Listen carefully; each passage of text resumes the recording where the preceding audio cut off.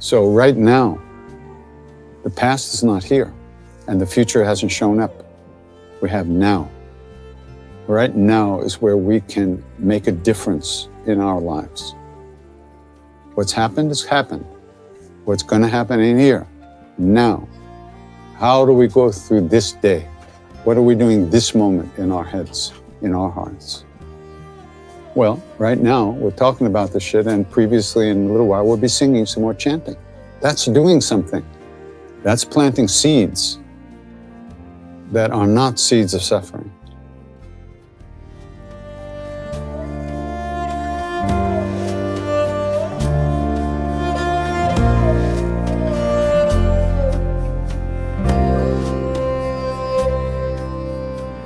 Welcome to the Krishna Das Pilgrim Heart Hour. In this podcast, Krishna Das shares his warm-hearted and down-to-earth path to the divine. If you are interested in supporting Krishna Das's podcast, please go to BeHereNowNetwork.com/KD.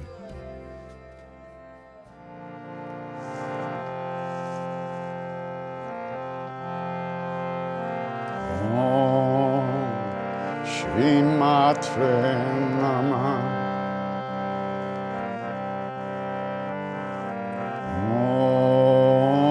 Om Shri Matre Namah. Jambe Gari Jai Shama Gari.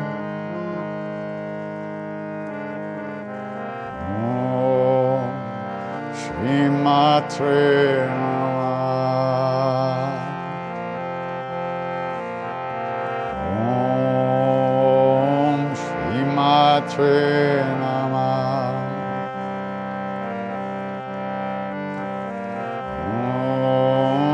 Om Shri Matre Namah. Jambe Gari Jai Shama Gari.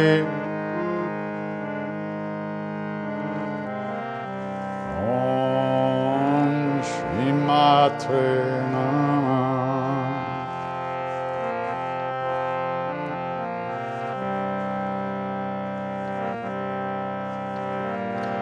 Om Shri Matre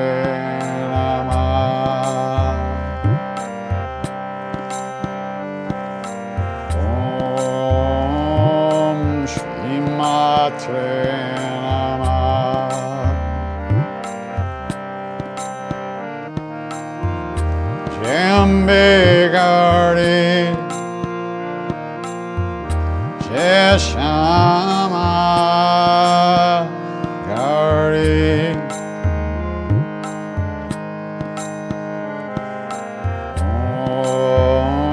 Om Shri Matre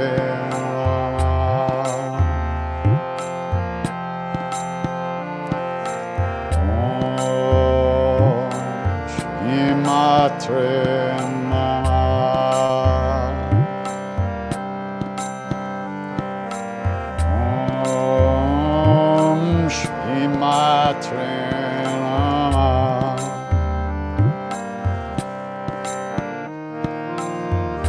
Jambe Gari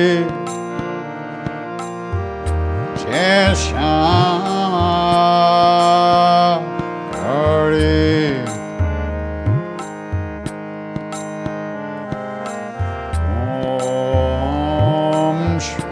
Matre Namah. Om Shri Matre Namah. Om Shri Matre Namah.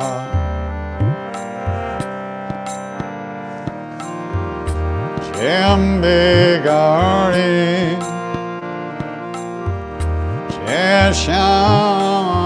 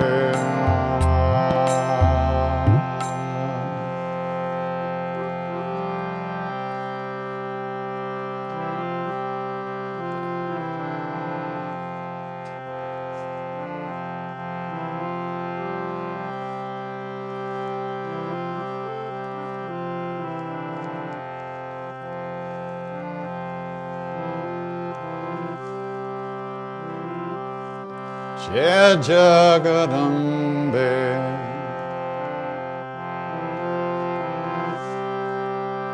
Jai Jai Jagarambe,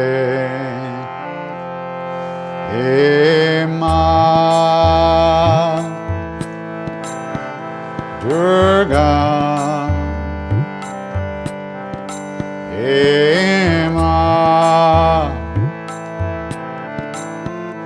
Durga,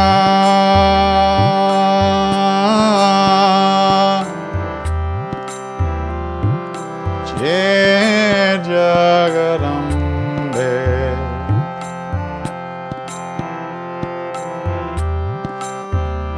Jai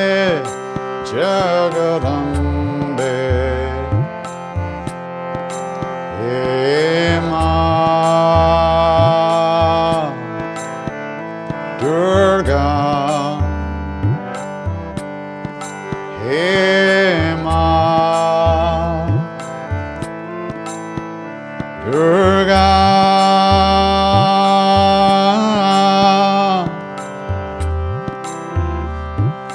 Jai Jagarambe,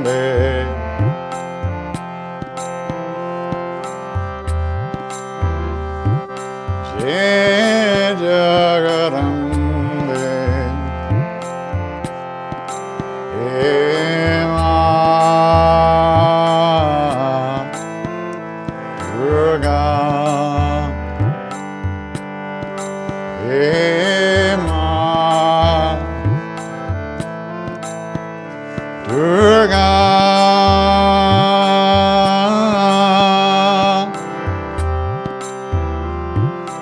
Jai Jagarambe,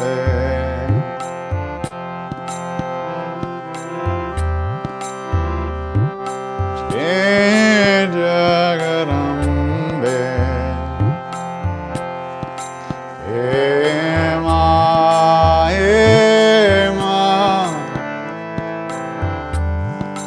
Durga, He Ma Durga,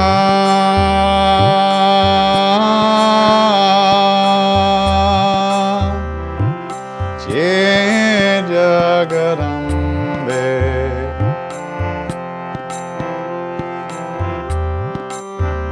Jai Jagarambe,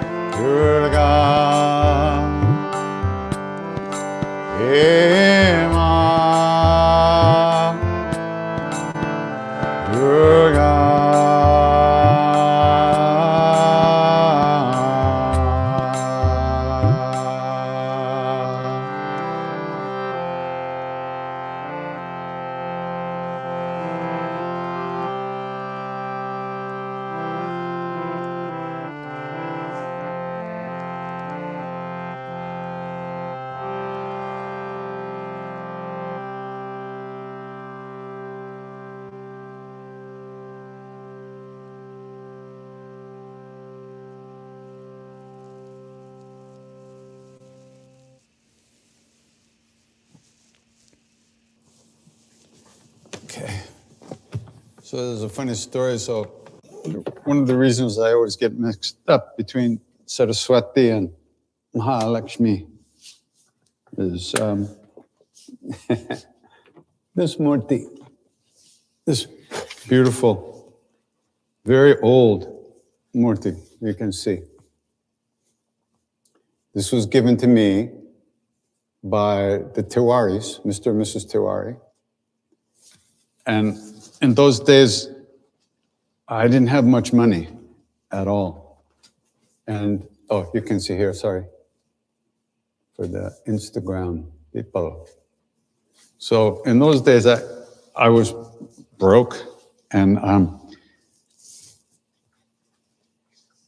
Mrs. Tiwari wanted me to, have money, and Mr. Tiwari wanted me to have enough. And so they gave me the murti, and they told me this was Lakshmi.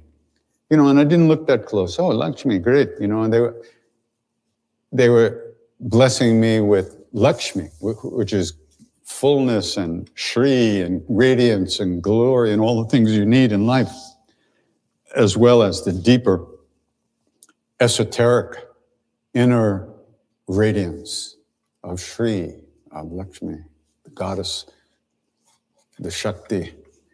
And so for many, many years, I always saw Lakshmi there. And then one day, not too long ago, maybe a few years ago, I was looking at it.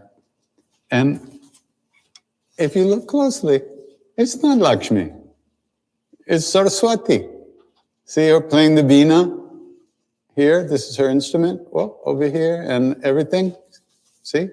Where are you? Like Instagram people, there you are. And she's got the mala, and she's the goddess of wisdom and music and expression and all that. So that's, these people, they love me so much, they would do anything to help me, even lie to me about what murti they're giving me. Unbelievable. That's how much they love. So beautiful. Did Maharaji ever speak of Chaitanya Mahaprabhu, who was the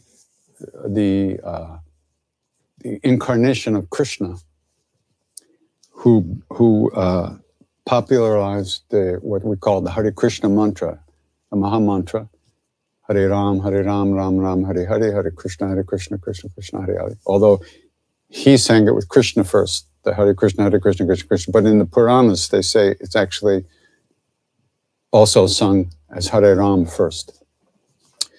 So, no, he didn't. He didn't really speak about Chaitanya. He didn't speak about a lot of saints, really.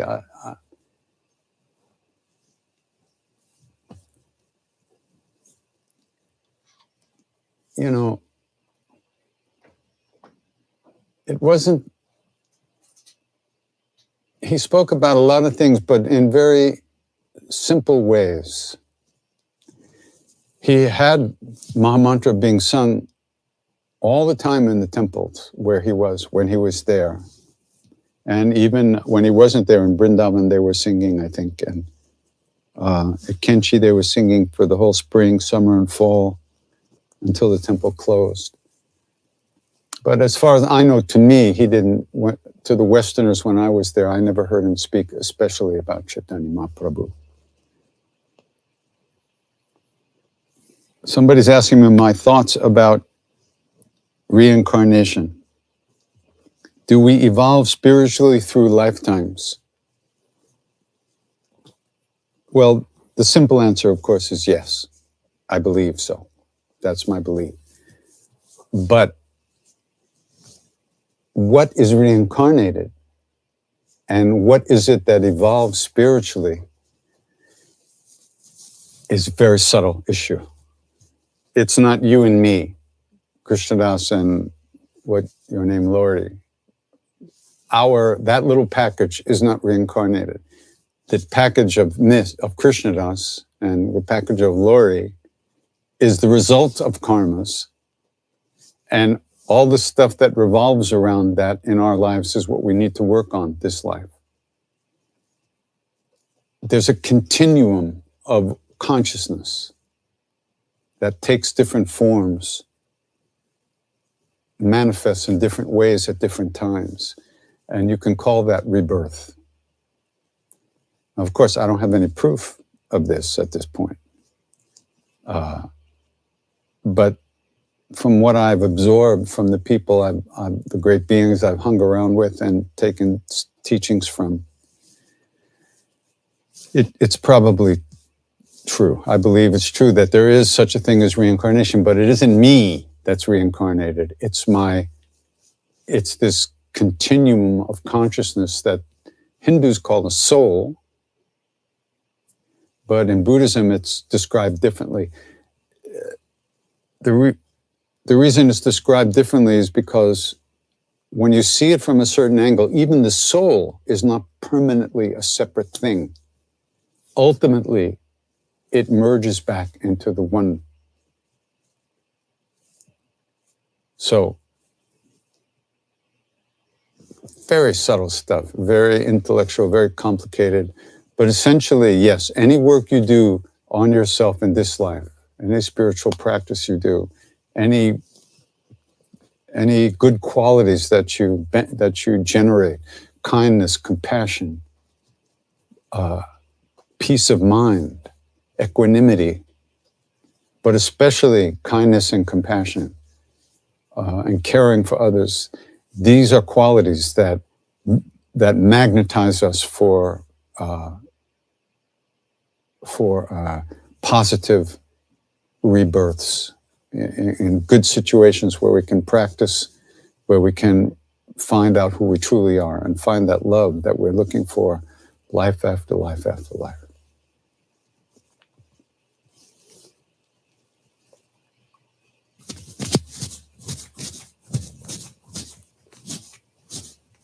What is my relationship with Tibetan Buddhism and how did it come about?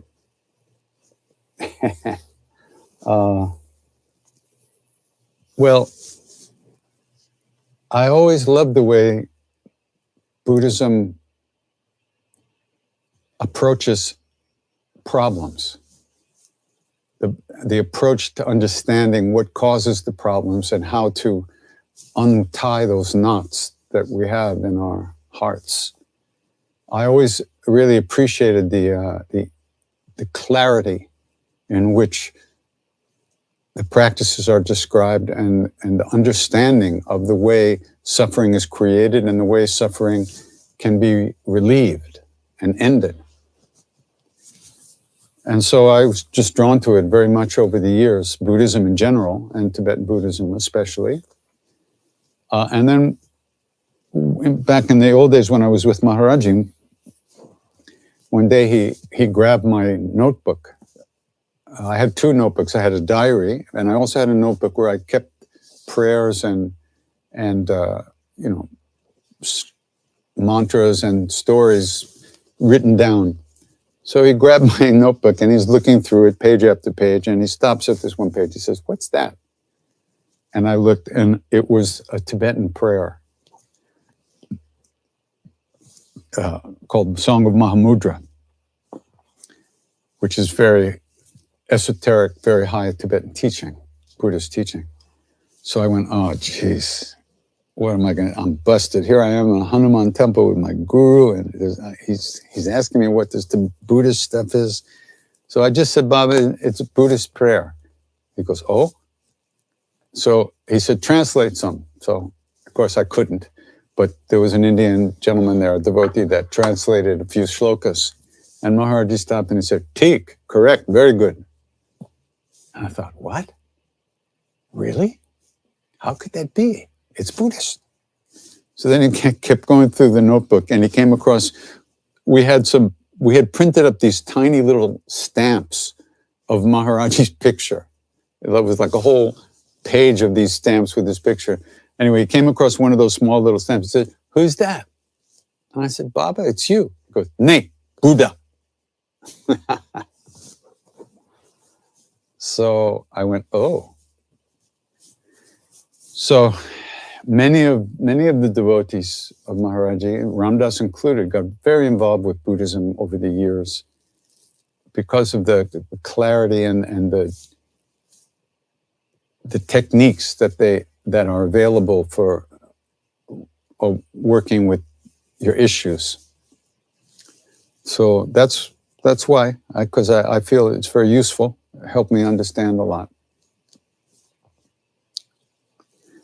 Someone's asking where I can buy Krishna Das on vinyl. Well, you're in luck, because somebody wanted to put it out on vinyl, a German company. And there'll be a special edition vinyl of Kirtanwala and Door of Faith available through kd.com shop soon. The exact date will be announced in e-news. So More Me will be available soon.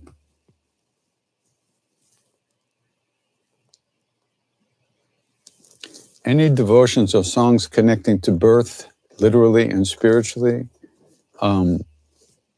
they're all about birth, the birth of real love in our own hearts, the birth of wisdom, the birth of liberation in our hearts. It's all, everything that I sing is about birthing that beautiful being inside that we don't know very well yet. So I've got a job in a tobacco marketing place, and I'm worried about my karma, but right now I don't have so much option.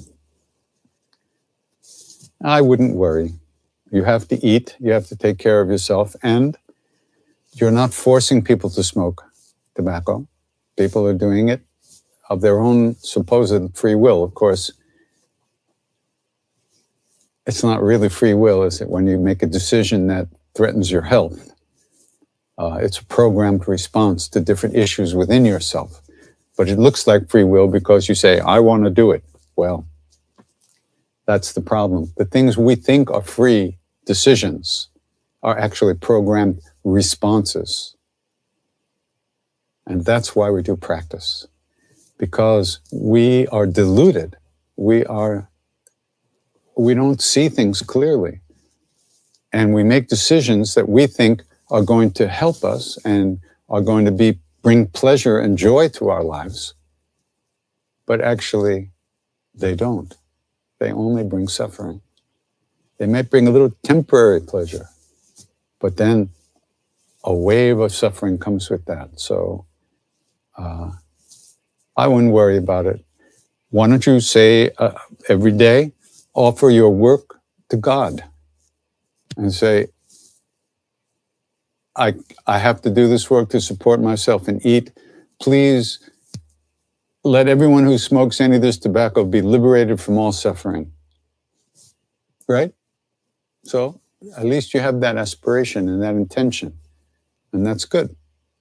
That'll make you feel better. And then maybe someday you won't have to do something that is only potentially harmful.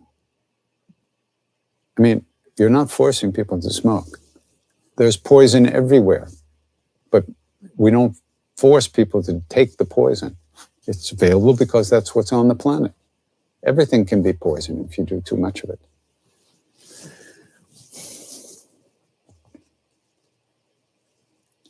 What do I do? Rituals do I do this evening to celebrate? You know, I'm a one-trick pony.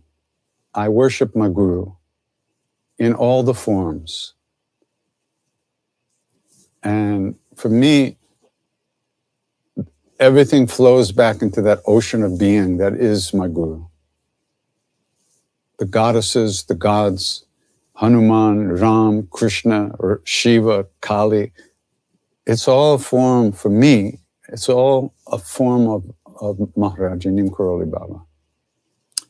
So I just do that kind of stuff. I don't do so much specific rituals to different deities. I've never been that way because I met Maharaji, and for me, he's the whole thing. So, but I do, you know, sometimes I do Devi Puja, as we did a little today. We sang a little bit and some mantras. But I don't think about it. I don't think, oh, now I'm doing this mantra to this goddess and this and that, or to this deity. For me, it's all him. You find your own way of seeing it and doing it, but this, you asked me, and that's what I'm telling you. How do I keep a balance in the world and operate both from personality and awareness? Well, thank you for imagining that I do keep a balance. I don't know. I don't think about it. I just do what I have to do.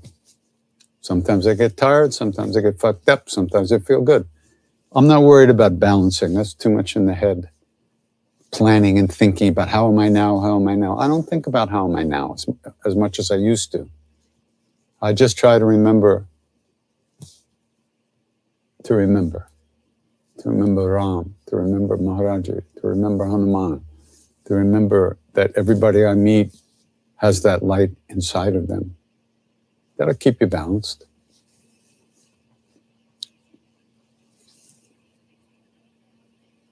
Is there really freedom from karma? As they say, your soul finally rests in peace. Does it happen? I guess we'll see, eh? 3 or 4 billion years from now, we'll find out. I would imagine there's probably some peace somewhere. It could be right now in this life. Today, could be right now. But our habits of thought, the stories we tell ourselves about ourselves, every day, all day, for our whole lives, this is why we don't have peace, not because there is no peace. We don't have peace because we don't allow it to show up. We're too busy hating ourselves and forgetting ourselves and merging ourselves with all kinds of nonsense all life long. Where are we going to find peace? It ain't out there. It's in here. It lives within us as who we already are. When we're tired of beating ourselves up, we'll find some peace. What are you going to do? Why does my life feel so bad? I have known several enlightened beings. Did life take on too much?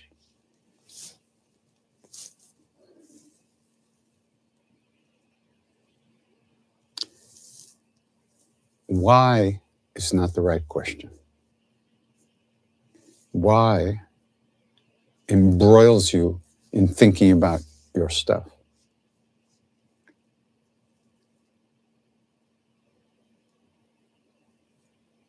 What can we do to change the way we feel? That's the real question. And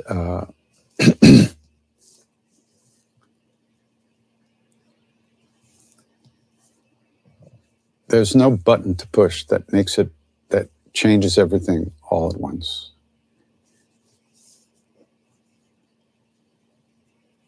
But you say you've met enlightened beings.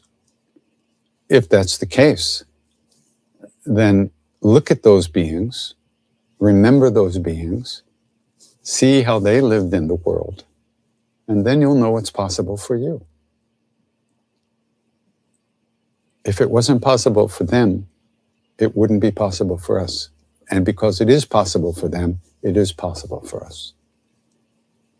And that's why an enlightened being will meet us to show us what's possible. Now, we have all kinds of reasons that we feel so horrible. So much history, so many broken hearts, so much betrayal, so much hurt, so much unsatisfied desires, so much inability to get what we want in life. So it's not surprising that we don't feel good most of the time. So you have to find out what you have to do to make your life what you want it to be. And just because you're depressed now and feeling so bad, as you say, doesn't mean you'll always feel so bad. It just means that right now you do. And it also means that you think about yourself all the time. You ever notice that? I feel so bad. I feel bad. I feel bad. I feel bad. I feel bad. You don't feel bad all the time. There are lots of times when you're not feeling bad, but you don't see it at that moment. Like, I always moped around my whole life. I am a moper. That's my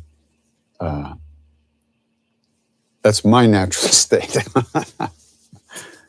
But, you know, I find that I don't actually mope around that much anymore. It's very weird. I don't know what happened. I don't find myself moping. So things do change, but we need to make some effort to develop different habits of thought, different way of going through the day. It's not easy. And the main problem is that we don't believe it's possible. So it's up to you. You can actuate your will. You can go after the things you want in life. You can get the things you want in life, but you have to go for it.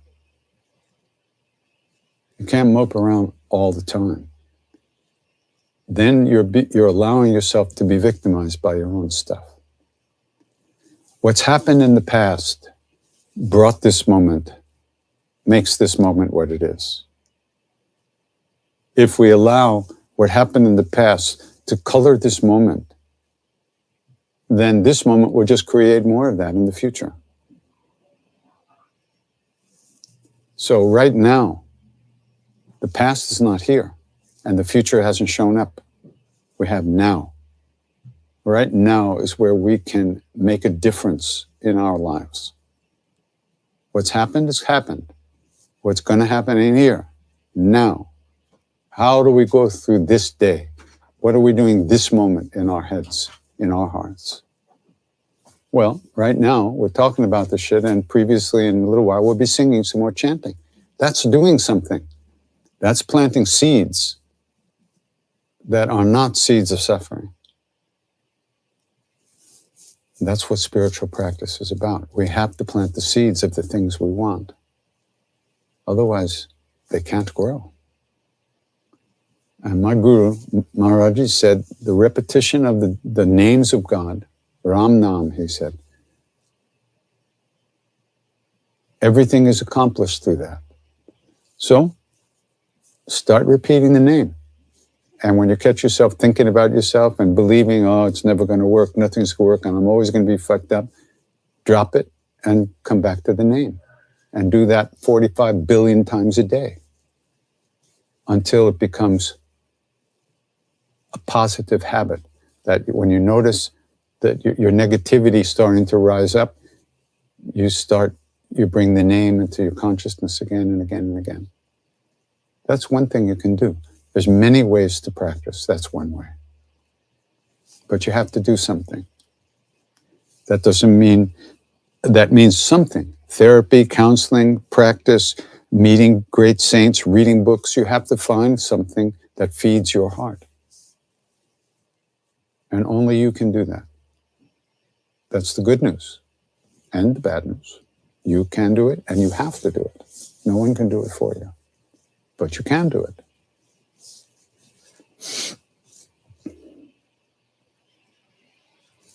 Do I have any thoughts in dealing with someone that is thick and narrow-minded and isn't the most loving person, someone that takes your joy and you have to hide your spiritual side? You mean you? You're talking about yourself. You realize that, don't you? If you had any compassion at all, you could never ask a question like that. But you're judging this person and you're thinking they're taking something away from you? What could that be? They're just being themselves. And you don't have enough compassion to allow them to be themselves. You want to change them. You want them to see you to being spiritual. You want to help them. But when you say help, it means you want them to appreciate you. You don't have to do that. All you have to do is love them and let them be who they are. They can't take anything from you. No one can take anything from you. So the only narrow-minded person who is thick is the person who's asking this question. Your heart is tight. You're judgmental. I'm sorry, am I being too gross? But I'm trying to point out to you that you're the problem, not the other person. There is nobody else out there. There's just our versions of other people. And a lot of them we don't like. We want to change the version. That doesn't work. You change yourself first, then the version is changed automatically. Why should that person change to make you happy? If your happiness depends on how other people react to you, you're in trouble. And of course, we're all in trouble because we all want everybody to love us. We want to shine. We want to be seen as being great, wonderful, loving beings, even when we're not. Because if we're great and wonderful and loving, we wouldn't care what anybody thinks. It wouldn't affect us what anybody thinks, and we wouldn't want anything from anybody. But because we're not, we want everybody to see us as beautiful because we don't see ourselves as beautiful. So take a look at yourself and see what you have to let go of. And nobody can take anything from you, especially what you don't have, which is love and compassion right now. I'm sorry if that was too. Could I say something about betrayal by a spiritual teacher? Well, God bless him, as my grandfather used to say. For somebody who poses as a spiritual teacher and uses that position to get himself or herself off and make money and have sex and get famous and et cetera, et cetera, et cetera. I wouldn't want to be them in their next life or in their next breath. I wouldn't want to be them now. But certainly the karmas they're creating are horrendous, absolutely horrendous. So you dust yourself off and you get up and you keep moving. And ultimately,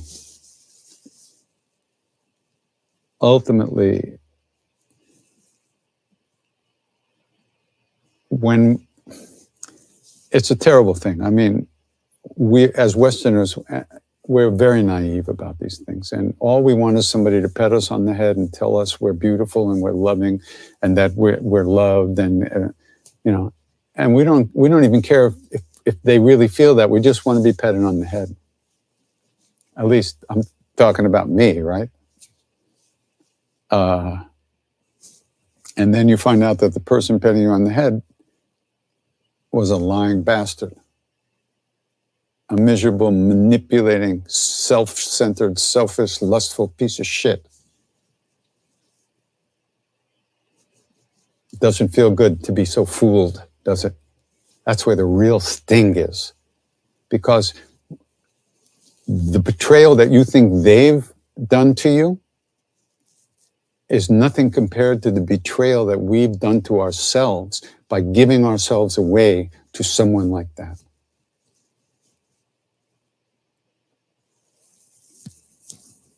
We did the best we could. We're doing the best we can, but because we needed something, which was to be told that we're good little boys and girls, we're willing to give ourselves away for that.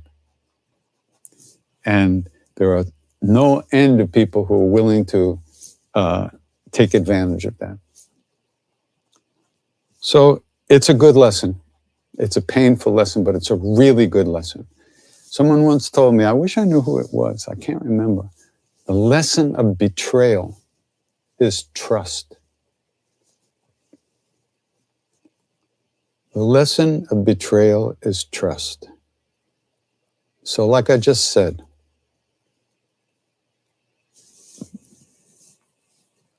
when we're betrayed by a teacher or a friend or a lover,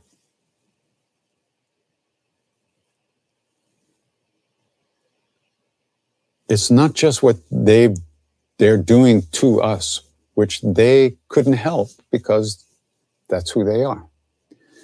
It's the fact that we betrayed ourselves by putting ourselves in a position to be hurt like that. Now, that's not something to blame yourself for, but it's something to notice that we needed something, that we were willing to give ourselves away to somebody in order to get that.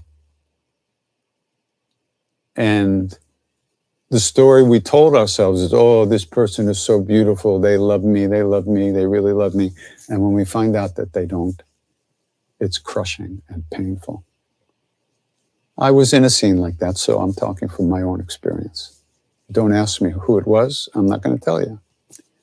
So I know that the betrayal that I felt and the anger I felt wasn't really directed towards them. Mostly, it was directed to me. And so the lesson I learned from the betrayal was to trust myself more.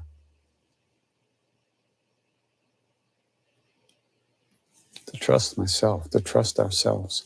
But it's scary because you think you're trusting yourself and you made a choice that turned into that situation. Maybe it won't happen again. Maybe that's the good side of it. You learned something. Even if you didn't want to, you were forced to learn something. You were put through something which changes you.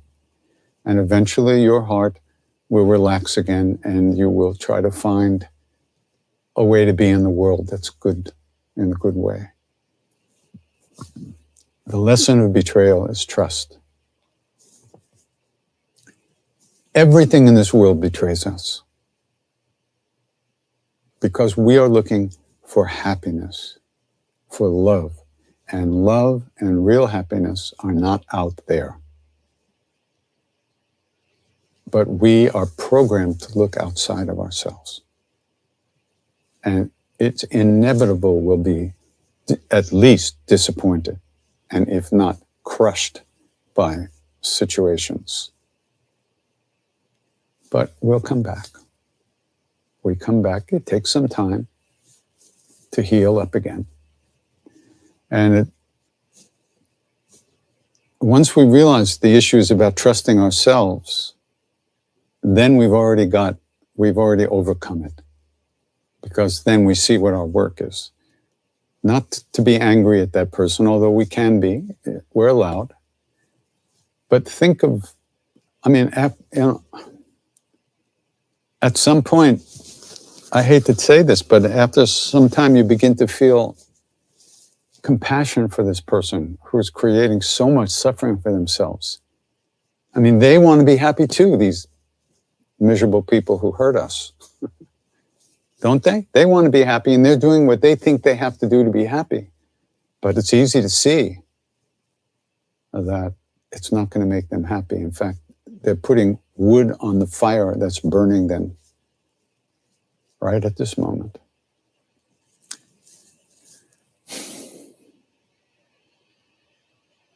It's tricky stuff. But the lesson of betrayal is trust. It's a very painful lesson. But it's a very good lesson.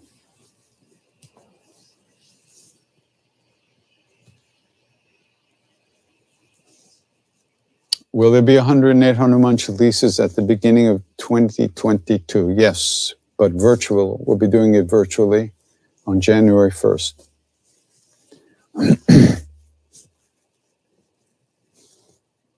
Oh.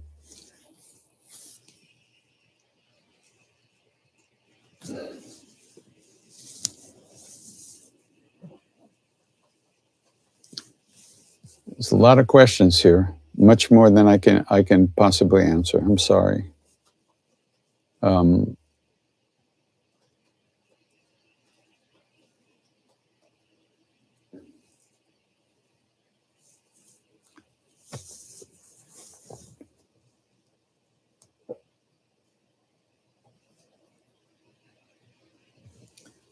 I hope that a lot of these questions, really, we've been talking about them in one way or another.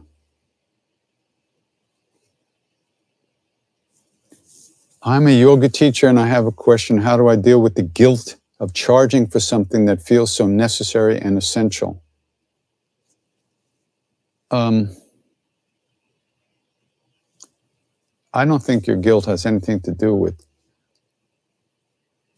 charging for yoga. You're a teacher.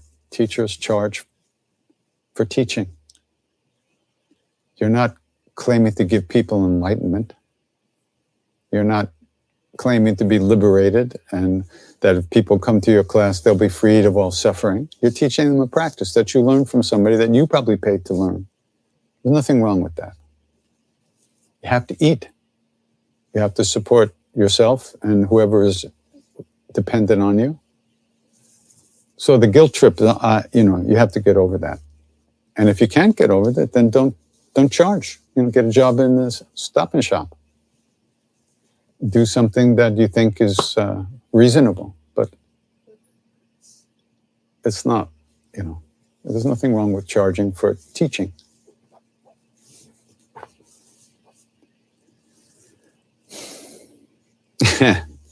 How do you keep a romantic relationship when you're supposed to love everyone? What makes the romantic partner special and different from others?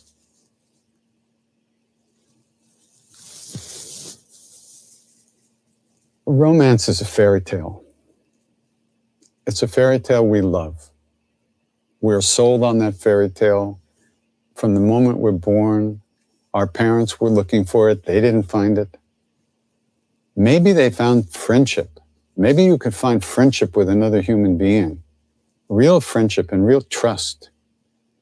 And in that trust, a love can flow. But romance is a story. It's a fantasy. And it's a great fantasy. I mean, we're all trying to fall in love forever. Come on. Nothing is forever. If it lasts 3 days, you're lucky. Okay. A week. Whatever. Relationships are business between two beings. You have something, you offer something, you get something in return. There's nothing wrong with that. But as my Indian father, Mr. Tiwari, and my great teacher said, relationships are business.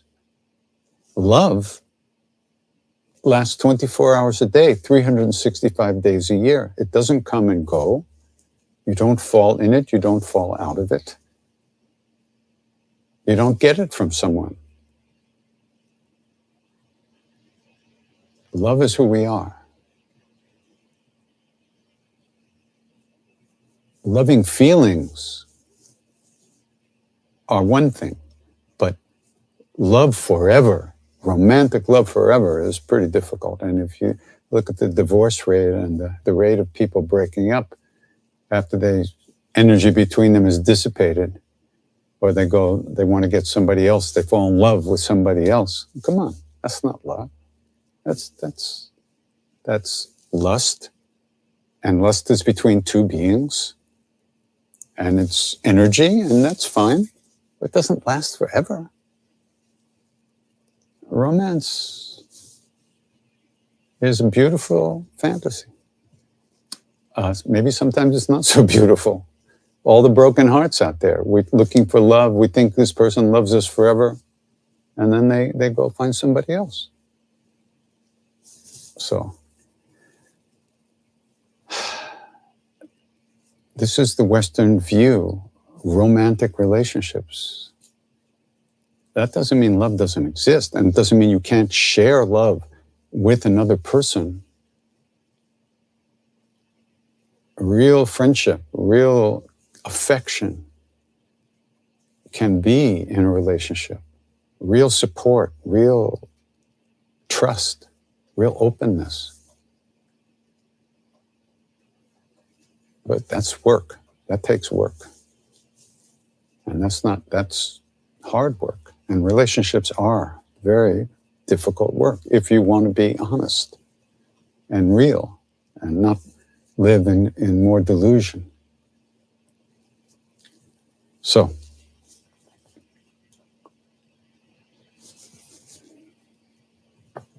all right, that's really it.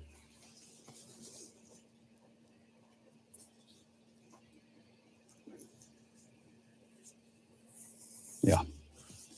Sorry we couldn't get to all of them.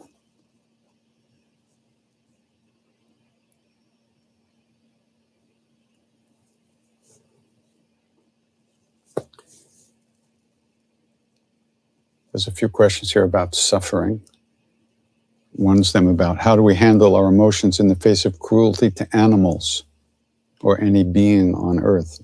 And what about being alone?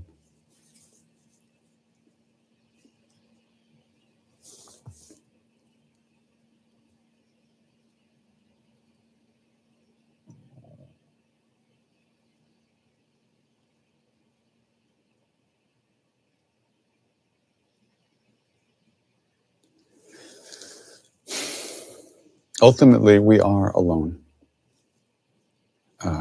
We come into this world alone, we go out alone. And at the same time that we are alone, it's not a requirement to be lonely. But most of us do get lonely when we don't have other people around, mostly because we don't know how to live at peace with ourselves and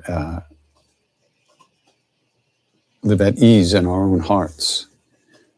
And the pandemic is a perfect example of what happens to people when we don't know how to deal with our emotions and our thoughts. We don't even know it's possible. Then our thoughts and emotions just crush us, and we get violent and aggressive and depressed and angry, and all these emotions get blown up. The pressure, it's a pressure cooker. But for people who have been doing practice for years and years, it's not like that. I can feel those emotions, and I can experience that other people are really suffering. And when I feel that way, I know how to deal with it. I know what to do with that emotion. For the most part, I don't have to let it push me around and force me to act in ways that create more suffering. So this is the fruit of the path. This is the fruit of practice. And then that fruit deepens when you can be present for other people who are having those issues. And it's the grace of my guru, Nim Karoli Baba, who in his own way created this chanting situation as a way for me to work on myself and also other people to work on themselves. So spiritual practice is required.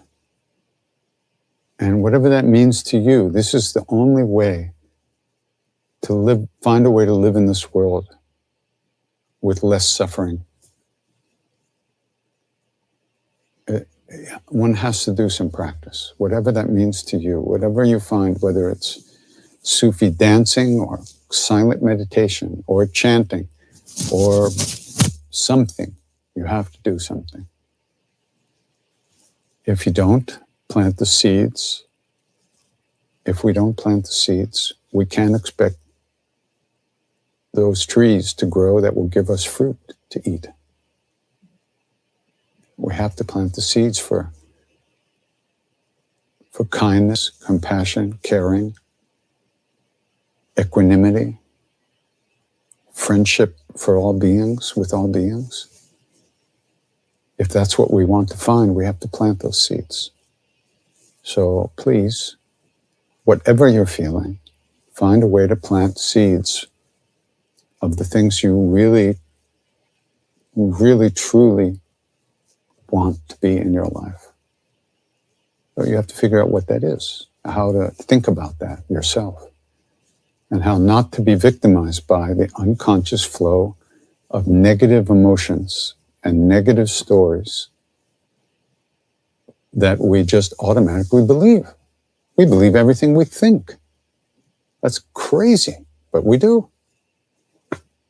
Eventually you get to the place where thoughts are just thoughts. They flow through. Boop, hello, goodbye. When you need thoughts, you can use them, but they don't control you after a while. But that's a long while, and that takes sincere, wholehearted approach to practice. Hare Rama. Okay, so let's sing some more.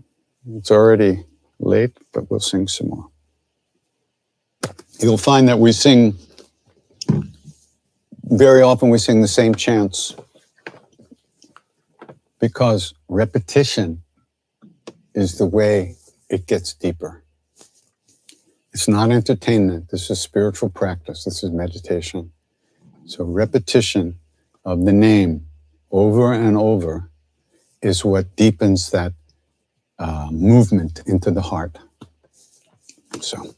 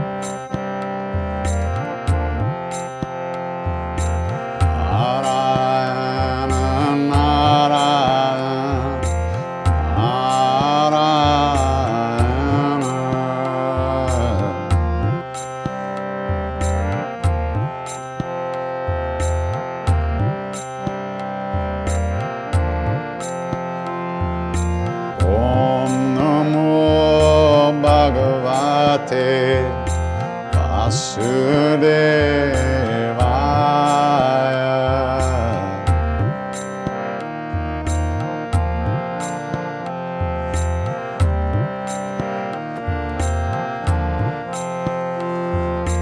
Om Namo Bhagavate Vasudevaya.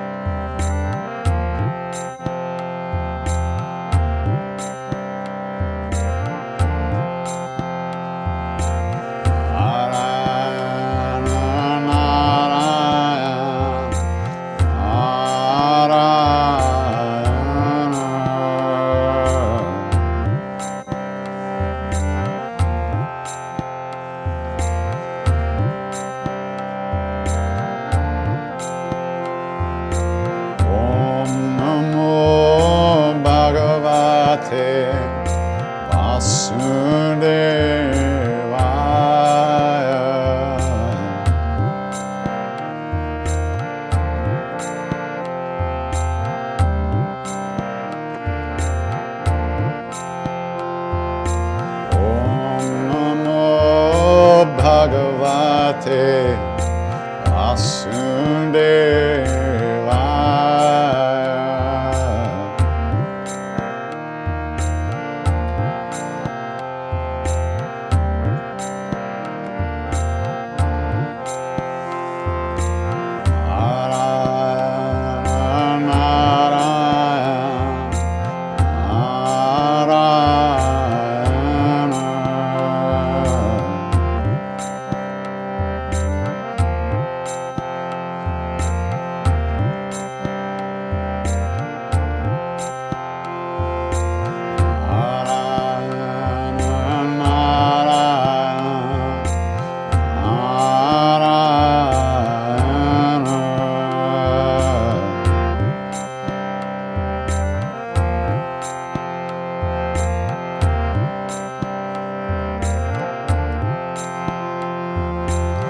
Om Namo Bhagavate Vasudevaya.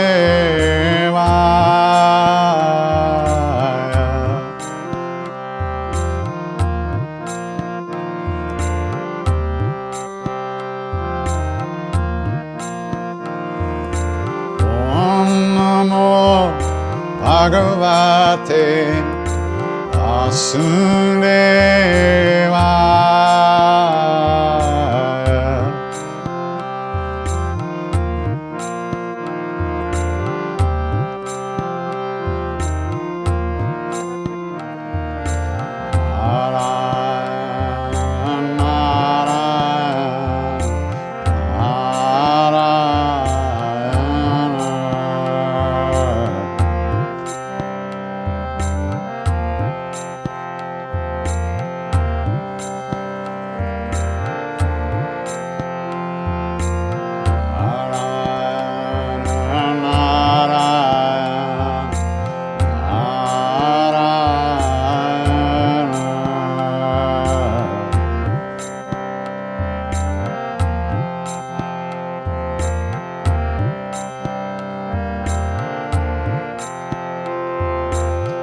Om Namo Bhagavate Vasudevaya.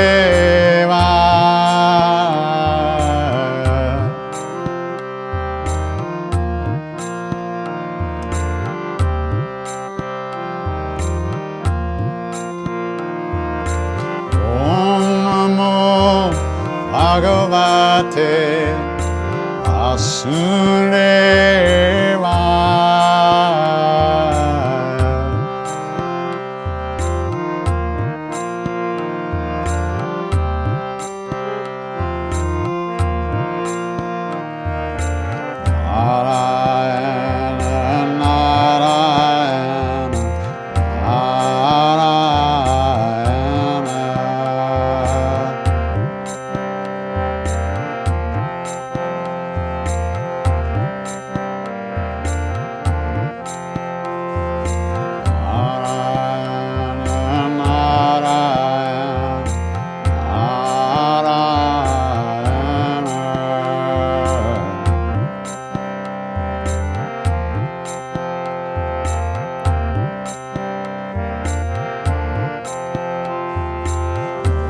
Namo Bhagavate Vasudevaya.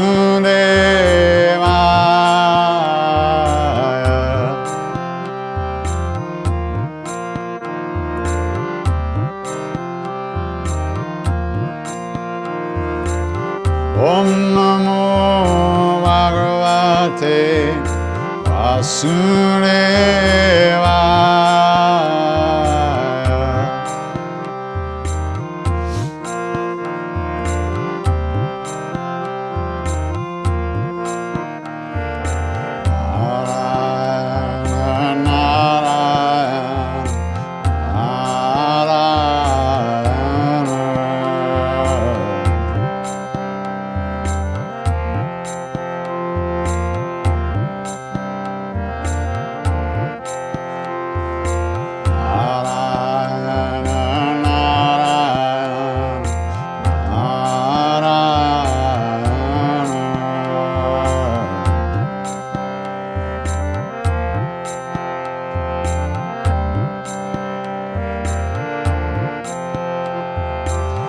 Om Namo Bhagavate Vasudevaya.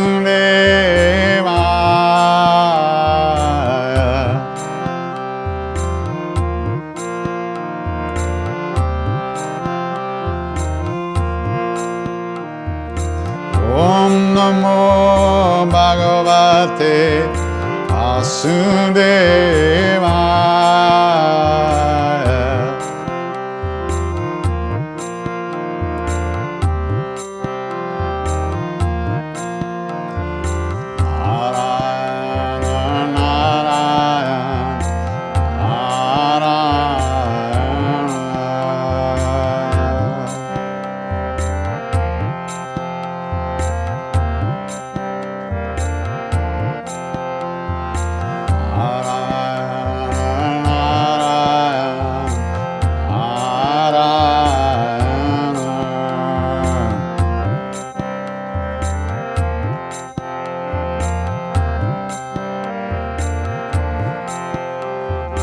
Om Namo Bhagavate Vasudevaya.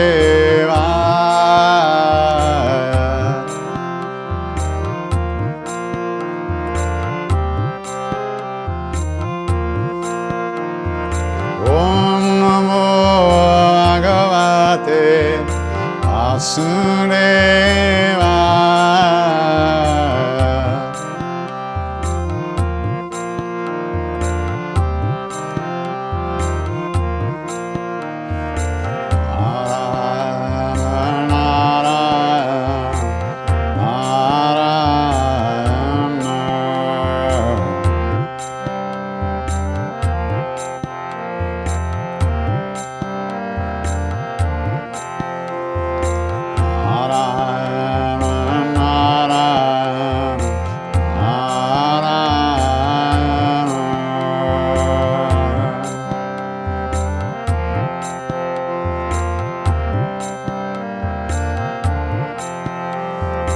Om Namo Bhagavate Vasudevaya.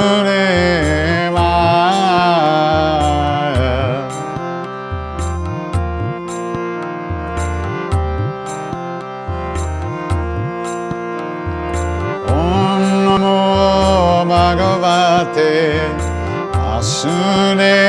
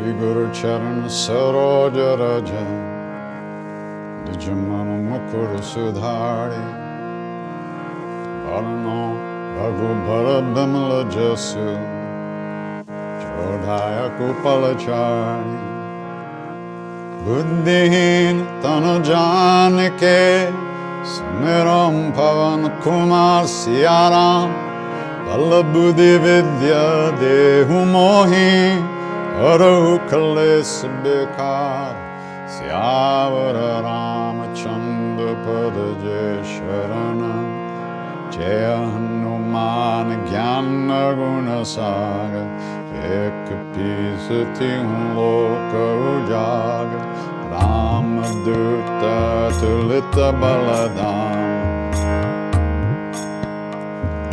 Anjali Purta Pavana Sutanam Mahavira Bikram Bajarangi Kumati Nivar Sumati Kesangi Kanchana Viraja Subesa Kanana Kundala Kunchita Kesa At Bajura Dvaja Viraja Ande Muja Jane Usad Shankara Suvana Kesari Nandan Eja Pratapa Mahajagabanda Vidyavan Guni Ati Chatur Rama Kaja Karibe Koat Prabhu Charita Sunibe Korasya Rama Lakhana Sita Manabasi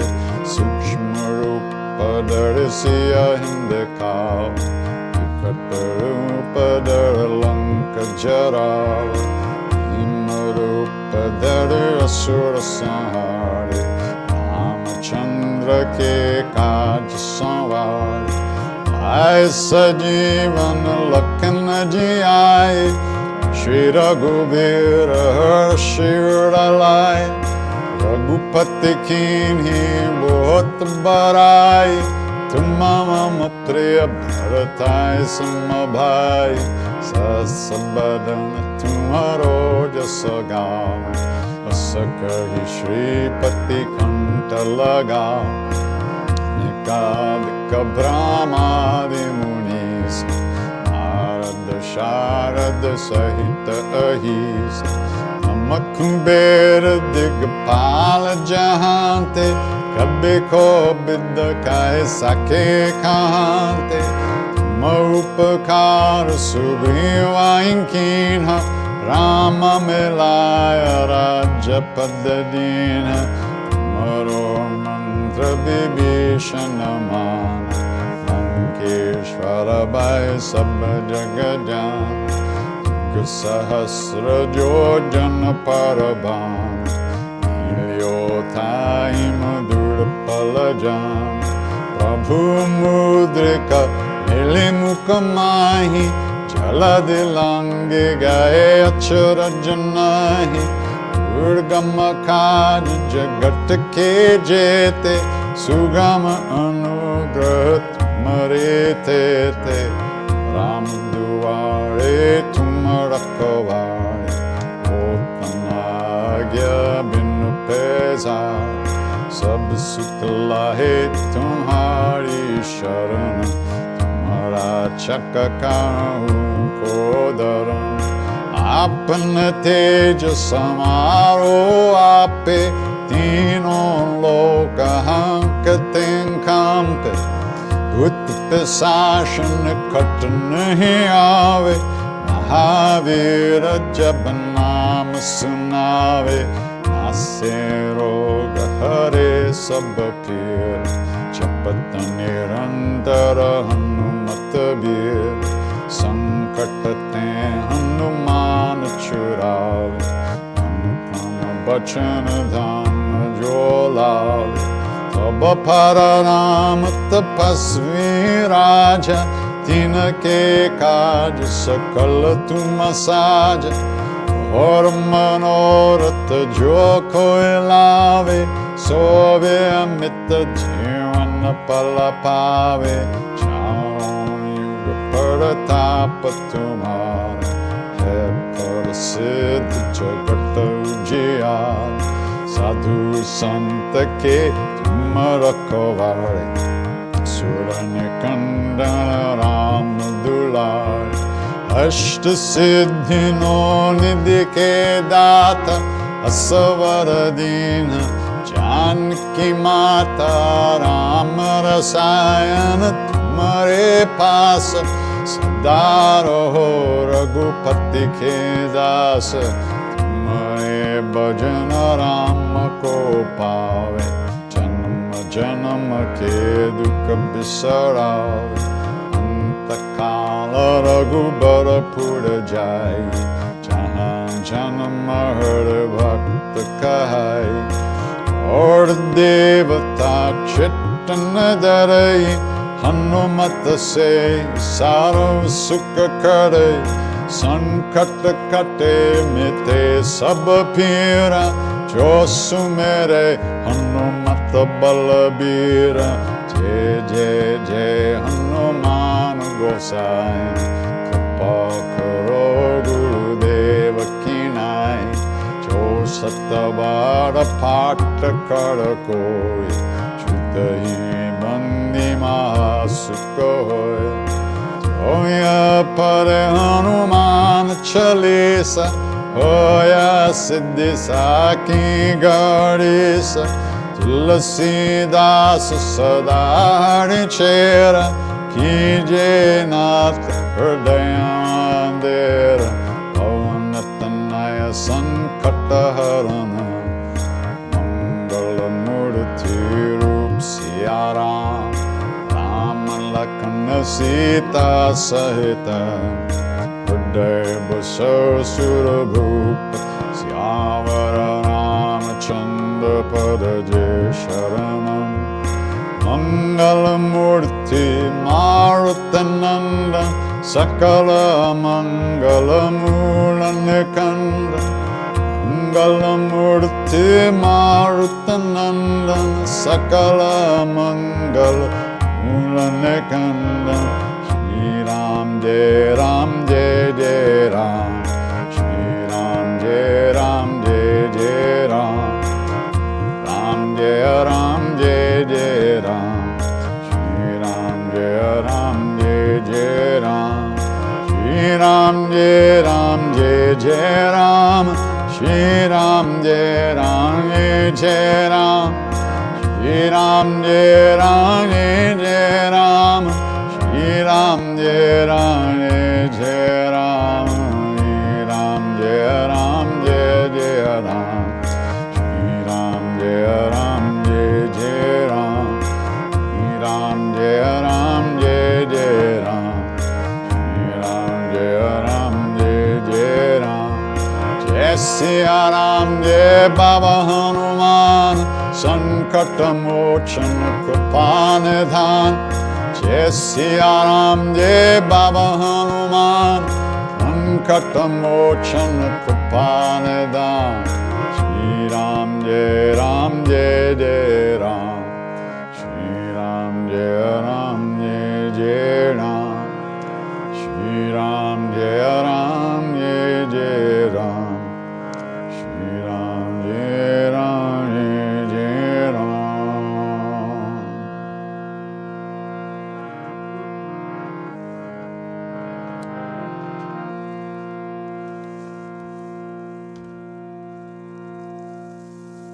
So thanks for coming tonight. And listen, I really do love these questions. And I love that we can gather together like this and deal with all this stuff. Because if we don't deal with it, it deals with us. We all have the same issues, every single one of us. Every question that was asked today, I have the same problems at one time or another, even today and tomorrow. So when we bring all this stuff to consciousness and we talk about it, it really, really, really helps us to live with it and work through it, and finally to be able to let go of the things that cause us suffering. So once again, thank you so much for coming and chanting. And you know, if we know anything about a path at all, it's only because of the great beings that have gone before us. And every one of those great beings has dealt with the same shit we have to deal with, but they've overcome. They've been liberated from that. And that's why they walk this path, so that we would know what a path is. So, in the same way that they wish for us, we wish that all beings everywhere, all of us, be safe, be happy, that all of us have good health and enough to eat. And may we all live in peace and at ease of heart, with whatever comes to us in life.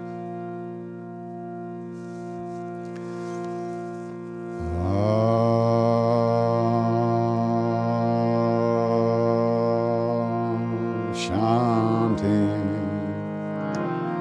chanting, chanting.